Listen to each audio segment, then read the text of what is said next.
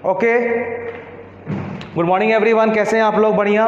Last class में हमने and किया था सीक्वेंशियल रिएक्शन, ठीक है। आप लोग हमारे नोट्स जो भी हम आपको पढ़ाते हैं उसको आप लोग अपने एक परफेक्ट नोट्स बनाइए, उसको लिखिए, उसको अंडरलाइन कीजिए, उसको समझिए। घर में दोबारा क्वेश्चन एक बार फिर से आप ज़रूर उसको रिवाइज करो। कोई भी डाउट हो आपके पास हमारे व्हाट्सएप नंबर है, you are free to ask any time. चलिए अब हम ये बात करते हैं कि मान लो सपोज आपको रिएक्शन बैलेंस नहीं करने आता या आप रिएक्शन बैलेंस करने में बहुत ही पुअर हो, तब क्या करेंगे? उसके लिए भी एक प्रोसेस है जिसको हम क्या बोलते हैं, प्रिंसिपल ऑफ एटॉमिक कंजर्वेशन। वहाँ से भी आप मोल निकाल सकते हो, लेकिन वो तभी आप फॉलो करना जब आप रिएक्शन को बैलेंस नहीं कर सकते हो या रिएक्शन में कुछ इंफॉर्मेशन मिसिंग है जिसके कारण आप बैलेंस नहीं हो पाएगा। उस कंडीशन में हम ये यूज़ करते हैं। तो अगला जो हमारा टॉपिक है वो है principle of atomic conservation. Principle of atomic conservation, इसको शॉर्ट में हम बोलते हैं P.A.C। अब देखो ये जो लॉजिक है इसमें कुछ कंडीशन है, जैसे कि आपको पता है कि atoms can neither be created nor be destroyed. वही वाला है कि जो एटम्स पहले था बाद में भी उतना ही एटम्स रहेगा, लेकिन इसमें कुछ कंडीशंस हैं कि ये कब कब हम यूज़ करेंगे। सबसे पहला कंडीशन क्या है,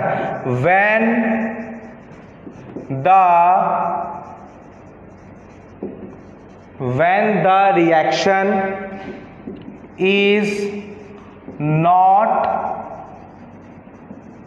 balanced or impossible to balance। आपको रिएक्शन चाहे बैलेंस नहीं है या कुछ इंफॉर्मेशन ऐसा कम दिया है जिसके कारण बैलेंस नहीं हो पाएगा। फॉर एग्जांपल, जैसे मान लीजिए मैं यहाँ पर क्लास ले रहा हूँ, तो आप हमसे पूछोगे सर आप कहाँ से आए हो क्लास लेने के लिए, तो मेरा आंसर क्या रहेगा, आई एम कमिंग फ्रॉम झारखंड। लेकिन अगर आपने हमसे पूछा सर आप कहाँ से आ रहे हो क्लास लेने से, तो हम ऐसे बोल दिए फिर आप बोलोगे सर आप क्लास लेने कहाँ से आ रहे हो, तो आप क्या समझे? आप क्या समझे? आपको यही लगेगा कि शायद सर का जो ये सेंटर पॉइंट है ये कुछ ढीला हो गया, या सर ऐसा इंफॉर्मेशन दे रहे हैं जो मुझे पता नहीं लग रहा, अब मैंने ऐसे किया। फिर पूछो आप, हाँ सर कहाँ से आ रहे हो, हम ऐसे किए, तो आप समझे कि इस डायरेक्शन में अहमदाबाद है तो सर आ रहे हैं अहमदाबाद से। और बाई मिस्टेक कहीं अगर ऐसे हम कर दिए तो आप क्या समझोगे कि सर लगता है यहाँ से आ रहे हैं, तो sir is coming from Mumbai Andheri east, है कि नहीं? तो इसमें आपको इंफॉर्मेशन नहीं दिया गया है, तो आप ये फाइंड नहीं कर सकते हो कि from where I am coming. Same process, जब तक आपको कंप्लीट इंफॉर्मेशन नहीं दिया गया है आप रिएक्शन के प्रोडक्ट को भी कंप्लीटली नहीं लिख सकते हो और उसको बैलेंस नहीं कर सकते हो। उस कंडीशन में POAC is there to help you to find the number of moles formed. Clear है? पहला पॉइंट। दूसरा पॉइंट क्या है,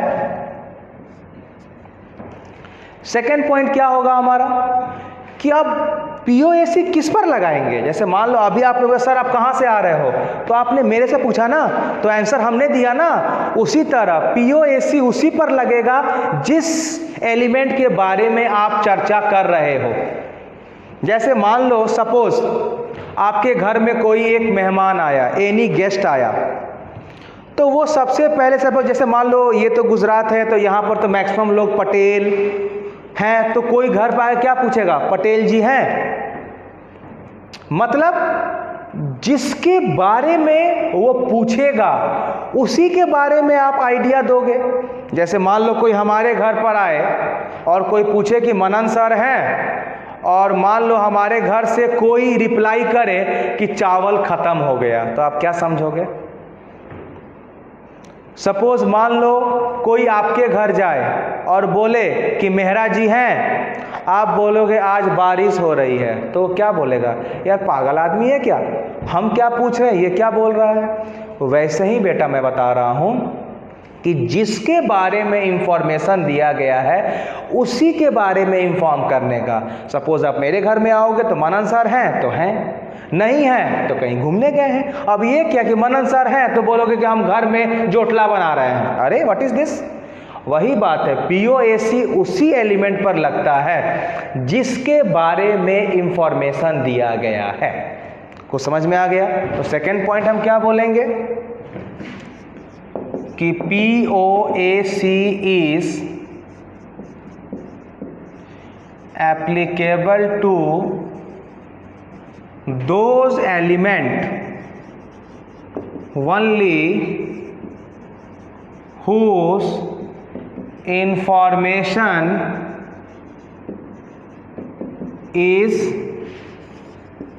given in the question, whose information is given in the question। Clear है? चलो अब एक क्वेश्चन हम लेते हैं, पहले आपको हम सिखाएं कैसे आप POC लेते हो, उसके बाद आपको हम कुछ क्वेश्चंस करवाते हैं। जैसे मान लो हमने यहाँ एक क्वेश्चन ले लिया, H2S plus NO is giving NO2 plus S8। मान लो ये हमें एक तो क्वेश्चन दिया गया है, कोई भी रिएक्शन है, बैलेंस तो मुझे करना नहीं है क्योंकि अगर हम बैलेंस करेंगे तो हम POAC यूज नहीं करेंगे। POAC जब लगाएंगे तो हम स्टार्ट करेंगे रिएक्टेंट से और मैच करेंगे प्रोडक्ट में। तो पहले ये बताओ हमको, जितना हम बोल रहे हैं ध्यान से सुनो, पहले ये बताओ कि रिएक्टेंट में कितने डिफरेंट एलिमेंट्स हैं? 4, एक हाइड्रोजन, एक सल्फर, एक नाइट्रोजन, एक ऑक्सीजन। हम सीक्वेंस करके सब पर POAC लगाएंगे। चलो सबसे पहला हम बात करेंगे कि POAC ऑन हाइड्रोजन क्या होगा। POAC ऑन हाइड्रोजन क्या होगा? तो पहले आप इसको पूरा कॉपी करो, एक बार एनालाइज करो तो हम बता रहे हैं क्या होगा। चलो सबने कॉपी कर देखो। अब हम बात करते हैं POAC ऑन हाइड्रोजन क्या होगा। यहाँ H कितना दिया गया है? 2, तो आप लिख दो 2 into moles of H2S plus यहाँ पर H दिया गया है? नहीं दिया गया है, छोड़ दो, इज इक्वल टू, वहाँ पर आओ, यहाँ क्या H दिया गया है? नहीं दिया गया है। सपोज मान लो यहाँ पर हमने एक ठो कर दिया H2O, यहाँ पर क्या H दिया गया है? नहीं दिया गया है, छोड़ो इसको। यहाँ H दिया है? नहीं, छोड़ दो। यहाँ H दिया गया? हाँ दिया गया है। कितना H है? 2, तो 2 into मोल्स ऑफ H2O। ये हो गया हमारा PAC ऑन हाइड्रोजन। अब हम बात करेंगे सल्फर पर, POAC ऑन सल्फर। यहाँ सल्फर है? हाँ है। कितना है? 1, तो 1 into मोल ऑफ H2S। यहाँ सल्फर है? नहीं, छोड़ो, नहीं है तो आगे बढ़ो। यहाँ सल्फर है? नहीं, छोड़ो, आगे बढ़ो। यहाँ सल्फर है? हाँ है। कितना? 8 into मोल ऑफ S8 हो गया POAC ऑन सल्फर। कुछ समझ में आया? चलो आगे बढ़ो। PAC ऑन N लगा दो, POAC ऑन N लगाओ। इसमें N है? नहीं, तो छोड़ो, आगे बढ़ो। इसमें N है? हाँ है। कितना? 1, तो लिखो इधर 1 into mole of NO equal to, इधर N है? हाँ है। कितना? 1, तो लिखो 1 into मोल ऑफ NO2। इसमें है N? नहीं, छोड़ दो, नहीं, छोड़ दो, यही हो गया POAC on N। POAC on O बताओ कितना होगा? POAC ऑन O, इसमें O है? नहीं है, छोड़ो, आगे बढ़ो। इसमें O है? हाँ। कितना? 1, तो लिखो इधर 1 into mole of NO equal to, इसमें O है? हाँ। कितना? 2, तो लिखो 2 2 इंटू मोल्स ऑफ NO2, इसमें O है नहीं है तो आगे बढ़ो, इसमें O है हाँ है, कितना 1 तो लिखो 1 इंटू मोल ऑफ H2O। ये हो गया कैसे हम जो रिएक्शन बैलेंस्ड नहीं है उसका हम POAC इस तरह से लिखते हैं। क्लियर है? एक बार आप पहले आप वीडियो पॉज करो, ये क्वेश्चन नोट करो, इसको एक बार देखो, फिर खुद लिखो, तब आंसर को मैच करो। क्लियर? फटाफट करो इसको। चलो, ये आपके बोर्ड पर हमने 3 क्वेश्चन दिया है, सबको दिख रहा है? ये मैंने आपको 3 क्वेश्चन दिया है। सबसे पहला क्वेश्चन में आपको क्या करना है, वो आपको लिखना है एज पर POAC। दूसरा क्वेश्चन में क्या करना है, इसमें आपको सॉल्व करना है, और तीसरा क्वेश्चन भी सॉल्व करना है। तो आप पहले इसमें POAC का यूज़ करें फटाफट। चलो, तो पहला क्वेश्चन में हम पहले इसको सब लोग लिखोगे एज पर POAC। तो POAC आप किसके लिए अप्लाई करोगे? अप्लाई जो हमारे रिएक्टेंट्स में एलिमेंट दिए हैं। चलो एक बार हम सब सिखाते हैं। चलो पहला की हम बात कर रहे हैं। हमारे पास क्या रिएक्शन दिया गया है, H2S plus HNO3 is giving NO plus S plus H2O। अब देखो, हम POAC एक बार H के लिए लगाएंगे, एक बार सल्फर के लिए, एक बार N के लिए, एक बार O के लिए। सबसे पहला हम लगाएंगे POAC ऑन हाइड्रोजन। H कितना है 2, तो क्या होगा 2 into moles of H2S plus यहाँ H कितना है 1, तो 1 into mole of HNO3। Reaction है तो इक्वल टू करने का, यहाँ H है नहीं है आगे बढ़ो, यहाँ H है नहीं है आगे बढ़ो, यहाँ H है हाँ कितना 2, तो लिखो 2 into mole of H2O। Reaction balance नहीं करने का, हमने POAC H पर लिख दिया। अगर हम बात करते हैं सल्फर पर, तो क्या होगा POAC ऑन सल्फर। पहला में सल्फर है हाँ है, कितना है 1, तो 1 लिखो, 1 इंटू मोल ऑफ H2S। दूसरा में सल्फर है नहीं, छोड़ो आगे बढ़ो, एरो आ गया इक्वल टू करो, यहाँ सल्फर है नहीं आगे बढ़ो, यहाँ सल्फर है हाँ है, कितना सल्फर 1, तो क्या लिखोगे 1 into mole of sulphur applicable. अब आओ H हो गया, अब N पर आओ, POAC ऑन N।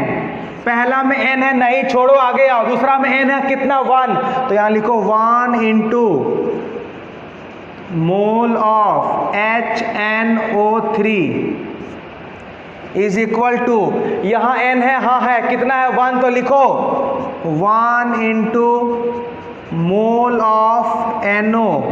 यहाँ SH N है नहीं आगे बढ़ो, यहाँ N है नहीं, ये आपका हो गया POAC ऑन N। अब POAC ऑन O लगाओ, यहाँ O है नहीं है आगे बढ़ो, यहाँ O है हाँ कितना 3, तो लिखो 3 into mole of HNO3। Arrow है इक्वल टू, यहाँ O है हाँ कितना 1 लिखो 1 into mole of NO plus यहाँ O है नहीं आगे बढ़ो, यहाँ O है हाँ है, कितना 1 इंटू मोल ऑफ H2O। ये हमारा हो गया किसी भी रिएक्शन का कैसे आप POAC लिखोगे हर एलिमेंट का। सबको समझ में आ रही है? कॉपी करो इसको फटाफट, पॉज करो, कॉपी करो। चलो अब हम क्वेश्चन नंबर 2 सॉल्व करेंगे। फटाफट आप कॉपी करो इसको। अब मैं क्वेश्चन नंबर 2 सॉल्व करूंगा।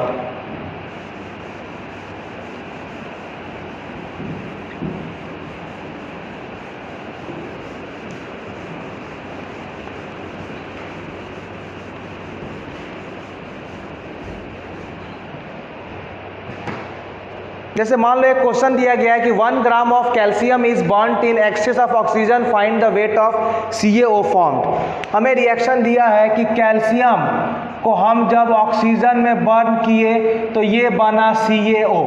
ये क्या बना? CaO। अब हम यहाँ पर टेस्ट करेंगे, एक बार हम रिएक्शन को बैलेंस करके देखेंगे कि हमारा दोनों से आंसर सही मैच कर रहा है कि नहीं, तभी हमारी दिल को सांत्वना मिलेगा यस कि अगर मैं रिएक्शन बैलेंस करूं या ना बैलेंस करूं मेरे आंसर में फर्क नहीं पड़ने वाला है। हाँ, लेकिन एक कॉन्सेप्ट देखना पड़ेगा कि जब रिएक्शन आपका बैलेंस हो जाए, POAC गलत से यूज ना करना बाबा, सर्वनाश हो जाएगा। लेकिन अगर रिएक्शन बैलेंस नहीं है, अगर उस समय लिमिटिंग यूज कर दिए तो फिर सर्वनाश हो जाएगा। तो जहां पर रिएक्शन बैलेंस है वहां पर मोल मोल लिमिटिंग आप यूज करो, जहां बैलेंस नहीं है खुलेआम आपको फुल पावर दिया गया है POAC यूज करने का। क्लियर है? चलो पहले हम सॉल्व करेंगे जब हम रिएक्शन को बैलेंस करेंगे। क्या आएगा? ये Ca plus O2 is giving CaO। यहाँ 2 कर दिए, यहाँ 2, रिएक्शन हमारा बैलेंस है। यहाँ देखो हमें कैल्शियम का दिया गया है 1 ग्राम। मैंने आपको बताया था जब भी मोल मोल एनालिसिस लगेगा हमें मोल चाहिए, हमें ग्राम नहीं चाहिए। तो इस ग्राम को हमें मोल में कन्वर्ट करना पड़ेगा। तो मोल कैसे निकलेगा? Given weight by what is the mass of calcium 40 ग्राम 40। तो 1/40 मोल्स आ गया। क्या आ गया? 1/40 मोल्स।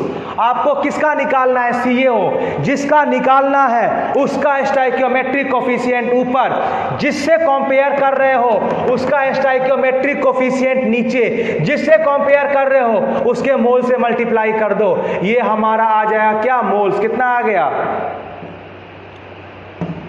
2 कैंसिल आ गया, ये आ गया 1/40 मोल्स बन गया। क्या बन गया? 1/40 मोल्स ऑफ CaO। लेकिन हमसे यहाँ वेट पूछा गया है। बहुत लोग यहाँ पर आंसर लिख के छोड़ देंगे, वो गलत हो जाएगा, क्योंकि यहाँ पर आपसे मोल नहीं पूछा गया है, यहाँ पर आपसे वेट पूछा गया है। तो वेट क्या होगा? मोल्स को मल्टीप्लाई करो उसके मॉलिक्यूलर मास से। तो what is the weight? What is the mole? 1/40 into molecular mass कितना होगा? कैल्शियम का होता है 40, O का होता है 16। कितना हो गया? 1/40 इंटू 56। 4 1 जा 4, 4 0 0, 4 1 जा 4, 4 4 जा 16। कितना आएगा? 1.4 ग्राम। ये हमारा आ गया वेट ऑफ CaO फॉर्म। कब? जब हमने रिएक्शन को बैलेंस करके किया। अब हम रिएक्शन को बैलेंस ही नहीं करेंगे, आई विल यूज POAC। अगर उस समय ये आंसर सेम आ गया तो हम समझ जाएंगे कि व्हाट एवर जो हम POAC पढ़े हैं वो सही है। क्या आएगा? Ca plus O2 give CaO। मैंने आपको पहले लिखवाया था POAC तभी एप्लीकेबल होगा जब किसी एलिमेंट का इंफॉर्मेशन दिया है, नहीं तो हम सब पर POAC कभी नहीं लगाने वाले हैं। इस क्वेश्चन में हमें केवल कैल्शियम का इंफॉर्मेशन दिया है, हम केवल कैल्शियम पर POAC लगाएंगे। O पर लगाने से कोई मतलब नहीं। लगाओ POAC। क्या हो? कैल्शियम कितना है? 1। तो 1 इंटू मोल ऑफ कैल्शियम। इसमें कैल्शियम है? नहीं, छोड़ो, आगे बढ़ो। इज इक्वल टू, इसमें कैल्शियम है? यस। कितने कैल्शियम? 1। तो 1 इंटू मोल ऑफ CaO। बस 1 इंटू, क्वेश्चन में हमें वेट ग्राम दिया है, हम इसे मोल निकाल सकते हैं। बिल्कुल। क्या होगा mole? Given weight by atomic mass is equal to, ये मेरा क्या आ गया? Mole of CaO।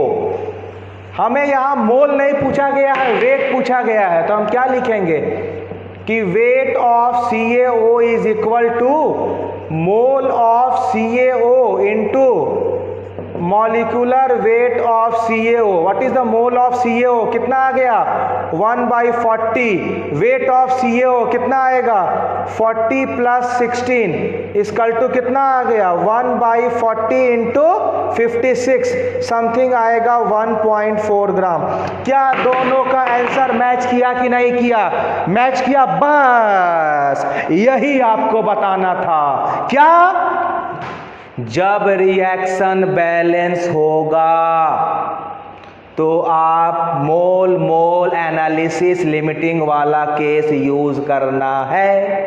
अगर रिएक्शन बैलेंस करने में आपको प्रॉब्लम हो रहा है, आप POAC इज वेलकमिंग यू।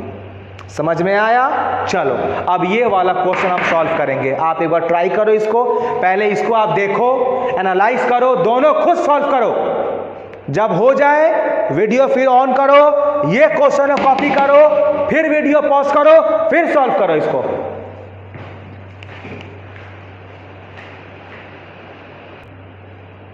चलो अब बनाते हैं लास्ट क्वेश्चन।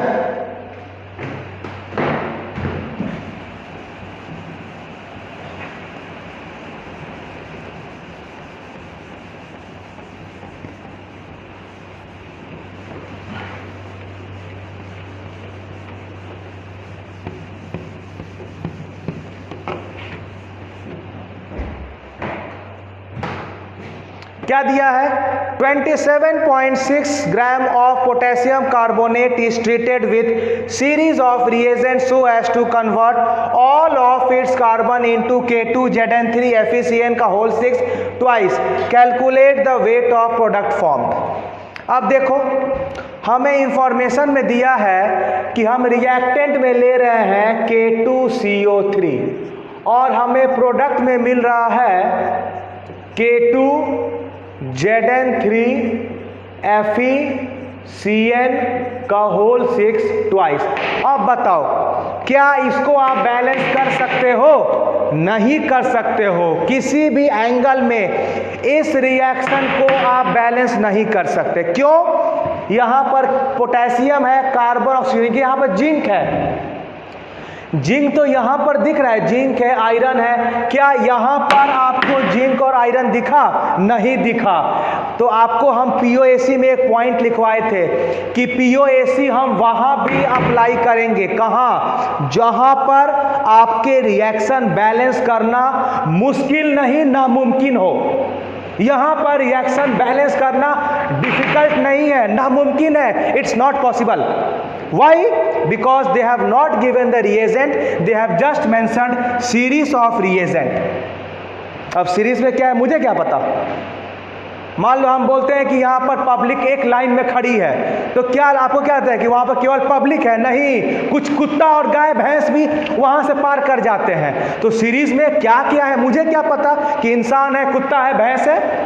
तो सीरीज में यहाँ पर बोला है, क्या है मुझे पता नहीं। तो ये रिएक्शन हो जाएगा very much complicated and impossible to balance. POAC जिंदाबाद। यूज करो POAC। आपके मन में फिर एक क्वेश्चन, सर POAC कहाँ यूज करेंगे? हमने पहले बोला POAC उसी में यूज करना है जिस एलिमेंट के बारे में चर्चा किया गया हो या जिस एलिमेंट के बारे में इंफॉर्मेशन दिया गया हो। हम देख रहे हैं कि यहाँ पर हमें कार्बन के बारे में इंफॉर्मेशन दिया गया है। लिखो तो कार्बन का केवल लिखाएगा, तो यहाँ क्या हो जाएगा? POAC on carbon. POAC on carbon. यहाँ कार्बन कितना है? 1, तो लिख दो 1 into mole of K2CO3 arrow equal to, यहाँ कार्बन कितना है? 6 इंटू 2 12। तो क्या होगा? 12 into mole of K2ZN3 FeCN का होल 6 ट्वाइस। अब चलो 1 का 1, मोल ऑफ नहीं, हमें ग्राम दिया है। आपको मास को मोल में कन्वर्ट करने आता है? कैसे होता है? Given mass by molecular weight. कितना गिवन मास हो गया? 27/6 मॉलिक्यूलर वेट ऑफ K2CO3। एक पोटेशियम का मास कितना होता है? देख, कितने लोग को याद है? हाँ, सब भूल गया?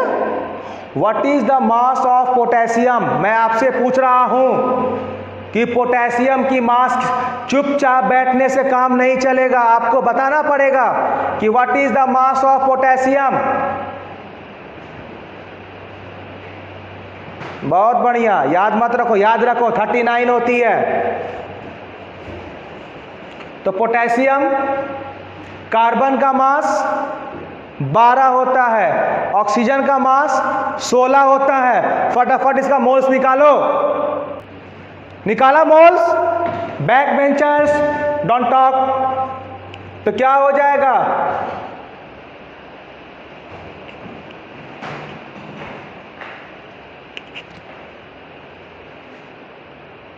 सॉरी फॉर डिस्टर्बेंस, ऑन हो गया। चलो, तो मैं जब ये क्वेश्चन दिया हूं तो इस क्वेश्चन में हमें क्या देखना है इसमें कि देखो, ये क्वेश्चन मैंने इससे पहले भी किया था लेकिन पावर के कारण मैं फिर से करा रहा हूं। अगर इस क्वेश्चन की हम बात करें तो इसमें क्या लिखा है कि 27.6 gram of K2CO3 is treated with a series of reagent. मतलब यहां पर हमें रिएजेंट के बारे में they have not given the information so as to convert all of its carbon to this product, calculate the weight of product form। फिर से वही लॉजिक कि मैं यहां से जो निकालूंगा हम मोल्स में निकालेंगे और मोल्स को when I am going to multiply by its molecular weight I am going to get its weight form। तो अगर हम बात करते हैं तो यहां पर क्या दिया गया हमें, K2CO3 this is giving K2 Zn3 FeCN का होल 6 का होल 2। अब ये बताओ, अगर हम POAC को रिकॉल करें तो मैंने पहले ही आपको बताया था कि भैया POAC जो है वो कब यूज होगा, जब हमारा रिएक्शन बैलेंस नहीं है। अगर आपने बैलेंस कर दिया, सर्वनाश। क्या हो गया, सर्वनाश। यहां पर हम देख रहे हैं कि हमें रिएजेंट लिखा नहीं गया है, केवल बोला गया है कि ये इतना जाएगा। चलो, अब हम रिएक्शन को तो बैलेंस करना ही क्या, कर तो नहीं सकते हैं, मुमकिन नहीं, नामुमकिन है। क्यों?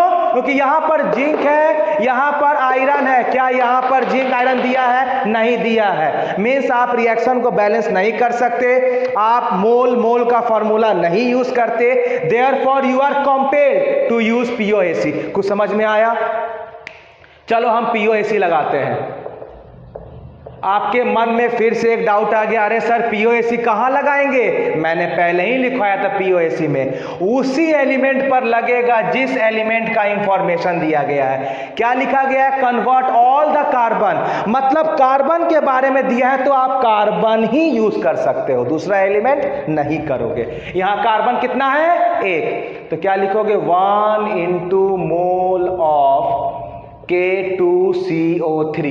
यहां कितना कार्बन देखो, यहां 6 है और 6 को 2 से 6 into 2 12, यानी यहां दिया है 12 into mole of K2Zn3 FeCN का होल 6 2। चलो, अब हम देखते हैं मोल्स की बात करें तो यहां पर तो हमने 1 लिख दिया इनटू मोल्स ऑफ K2। अरे भैया आप मोल्स कैसे निकालते हो? लास्ट बेंच, हंसते क्यों हो यार? मोल्स कैसे निकालोगे बताओ? मोल्स के लिए हमें वेट भी चाहिए और जिसका निकालना है उसका मॉलिक्यूलर वेट चाहिए। तो क्या K2CO3 ये क्वेश्चन है वेट दिया है? बिल्कुल दिया है। कितना दिया है? 27.6 ग्राम। हम यहां लिख दिए 27.6 ग्राम। अब हमें निकालना है कि जिस एलिमेंट का वेट दिया है उसी का यहां मॉलिक्यूलर वेट होगा। अब बताओ, लास्ट बेंच हंसता क्यों है जी? पोटेशियम का मास कितना होता है? 39। तो एक पोटेशियम का मास 39 है तो 2 का कितना हो जाएगा? 39 into 2 प्लस एक कार्बन का मास कितना होता है? 12। तो कार्बन का मास 12। एक O का मास होता है 16, तो 3 का मास कितना हो जाएगा? 16 into 3। ये हमारा हो गया 1 into moles of K2Cr3 is equal to 112 into moles of this. अब ये मोल्स कब निकलेगा? जब हम यहां लिख दे मोल्स क्या होता है? वेट ऑफ K2Zn3 FeCN का होल 6 ट्वाइस बाई। अब इसका आपको मॉलिक्यूलर वेट निकालना है। आपको पता है कि एक पोटेशियम का मास कितना होता है? 39। तो 2 का कितना मास होगा? 39 into 2। सबको समझ में आ रही है? तो ये कितना हो गया? 39 into 2 प्लस जिंक आ गया। एक जिंक का मास होता है 65। ये सब इंफॉर्मेशन आपको याद रखना है। जिस तरह आपको अपनी दोस्त का बर्थडे का डेट याद रहता है ना, उसी तरह ये सब का आपको मास भी याद रखना है। एक जिंक का मास 65, 3 जिंक का मास 65 × 3 प्लस एक आयरन का मास 56, 2 का मास 56 × 2, एक कार्बन का मास 12, 12 कार्बन का मास 12 × 12 प्लस एक N का मास 14, 12 N का मास 12 × 14। जब आप इसको सॉल्व करोगे तो आपका weight of the product form जो पूछा है, you are going to get the answer. लेकिन फिर से हमने लेकिन बोला, क्यों? सॉल्विंग में आपको प्रोसेस गलत नहीं करना है। क्लियर ये वाला? चलो